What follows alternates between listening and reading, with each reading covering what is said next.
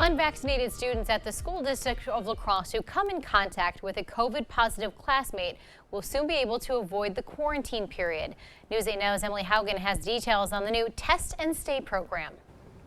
Right now, La Crosse Superintendent Aaron Engel says every school spread-related case is requiring 33 students to quarantine, students who are missing up to 2 weeks of school.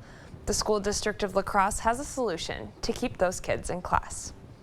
Though school is in person this year, La Crosse area students and parents still face COVID obstacles. Because my son, he was just out because somebody in his class had it, so he had to stay home for like 4 or 5 days. My kids have both already had to quarantine as close contacts this year, and it's a pain for them to try to learn at home. So it's not a good learning environment, and then it disrupts the class too. With the new Test and Stay program, Superintendent Aaron Engel hopes to help some students skip that quarantine process. Very few students end up testing positive here at school from a close contact, only 3%. In the program, close contacts who test negative and stay symptom-free every day can continue attending in person.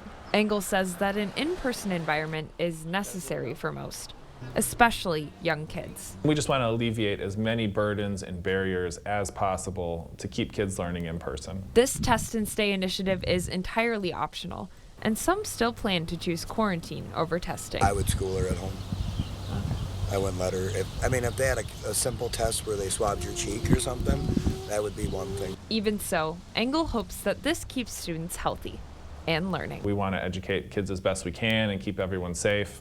We feel like a Test and Stay program will continue to meet both those needs. The program will be conducted at La Crosse schools and will apply to school and school activities. However, those who are identified as close contacts will not be able to go to athletics because of the increased risk. All right, thank you, Emily.